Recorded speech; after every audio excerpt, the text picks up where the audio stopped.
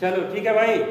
अब देखो ध्यान से, इसमें जो है देखो 3.1 का जो पहला क्वेश्चन है वो कल हम लोग लगा चुके थे और आज क्या चालू करेंगे 3.1 का दूसरा। ठीक है, तो इसमें जो दिया हुआ है पहले उसको पढ़ते हैं फिर आगे सॉल्व करते हैं।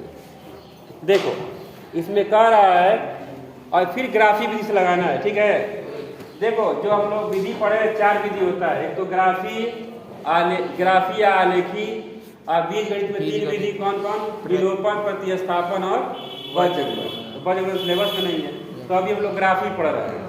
तो पहले इसको लिखे, कह रहा है सुनो अब क्वेश्चन, 5 पेंसिल और 7 कलमों का मूल्य 50 रुपया है। देखो आगे फिर पढ़ लो, जबकि 7 पेंसिल और 5 कलम का मूल्य कितना है 46 रुपया है। एक पेंसिल और एक कलम का मूल्य क्या है? तो जो ज्ञात करना है उसी को हम लोग एक्स वाई मानते हैं। ठीक है, तो क्या दिया है, एक पेंसिल का मूल्य और एक कलम का मूल्य ज्ञात कीजिए। तो लिखेंगे माना एक कलम का मूल्य कितना है, x। माना एक कलम का मूल्य x रुपया है और एक पेंसिल का मूल्य y रुपया।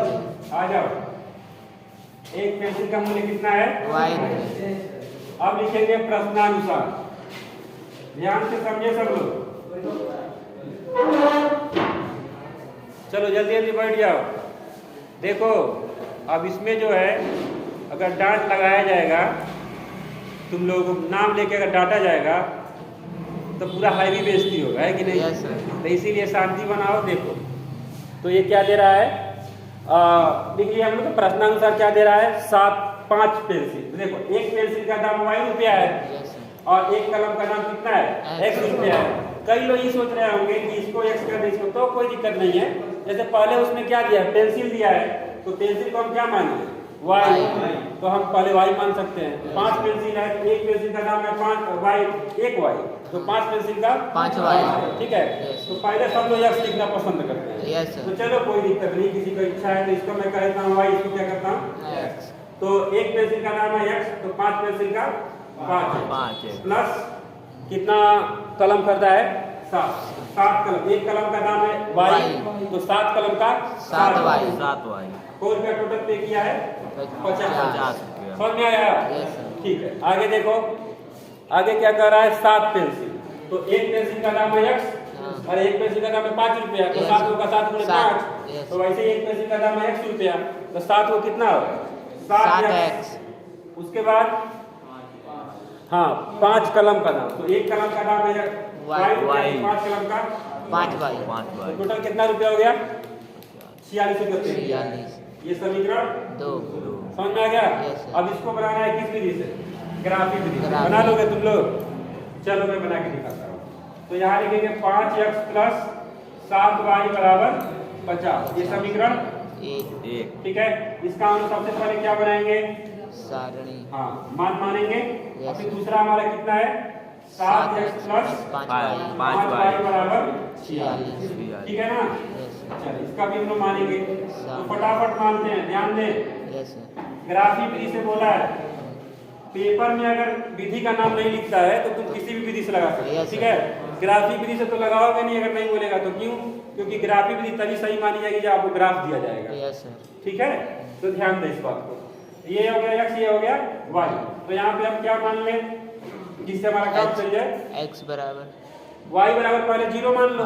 एक तो काम हो जाएगा। अगर y का मान हम 0 मानेंगे तो ये तो 0 हो गया, और फिर 5 से काटेंगे तो कितना हो जाएगा 10। बढ़िया समझ में आया?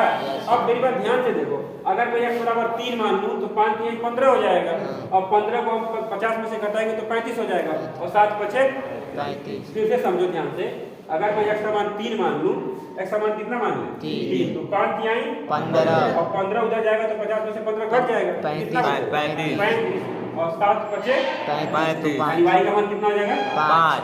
अरे समझ में? ठीक है, तो इस काम को भी कर देंगे और इसको चेक करते हैं। x का मान क्या मान, अब देखो यहाँ 46 दिया है, सब बढ़िया समझ लो। तो यहाँ 46 दिया है, तो ना 7 से कटेगा ना 5 से कटेगा, तो 0 मानने से हमारा काम बनेगा नहीं, है ना? तो अब बताओ, तो अब हम लोग क्या करें कि कुछ कटने उठने वाला हो जाए, बताओ क्या कर दिया जाए। अब लोग जो है कुछ काटने वाला काम बन रहा है इसमें, देख लो।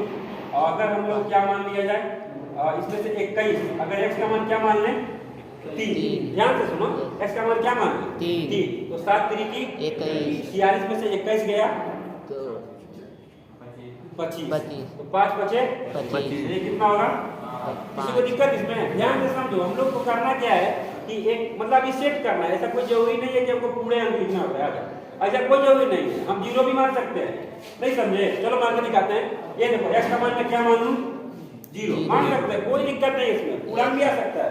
हम लोग 4.5 रेखा नहीं खींच सकते हैं, 4 और 5 के बीच में ना आएगा भाई, तो क्या दिक्कत, बिल्कुल खींच सकते हैं, तो ले सकते हैं, कुछ भी ऐसा नहीं है कि हमको मतलब पूरा, लेकिन पूरा जहां तक आ जाए तो आ जाए। आइए देखो, अब 7 में 0 का गुणा करेंगे तो 0, अब इधर 5 से काटेंगे तो 5 5 9 45, फिर 1 बचा ना, यस सर, तो 5 दूना 10, समझ में आ गया? यस किसी को दिक्कत? No sir. अच्छा, आप लोग यहाँ देख के भी आंसर बता सकते हैं। कैसे?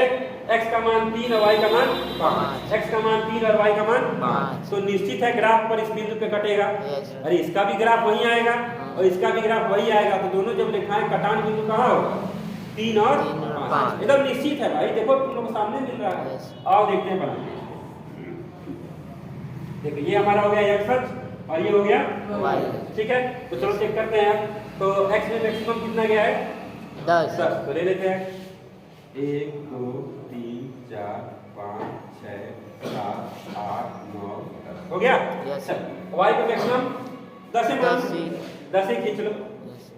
1 2 3 4 5 6 7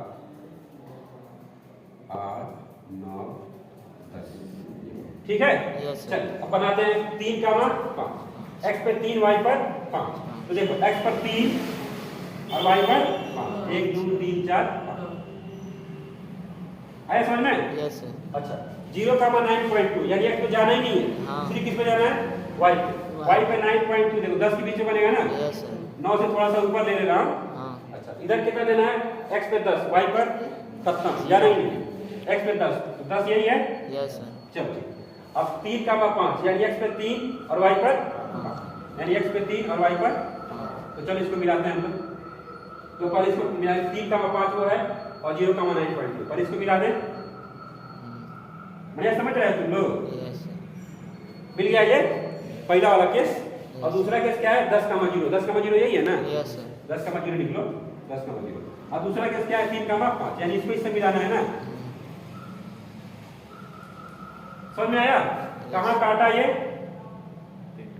3 का मान 5, यानी कि x का मान 3 और y का मान 5, यानी एक कलम का मूल्य कितना है? y है, तो यानी 5 हो गया, और एक पेंसिल का मूल्य कितना है? 3, 3 रुपया। आ गया समझ में? कोई दिक्कत? No sir. तो चलो इसको उतार लो जल्दी तुम लोग।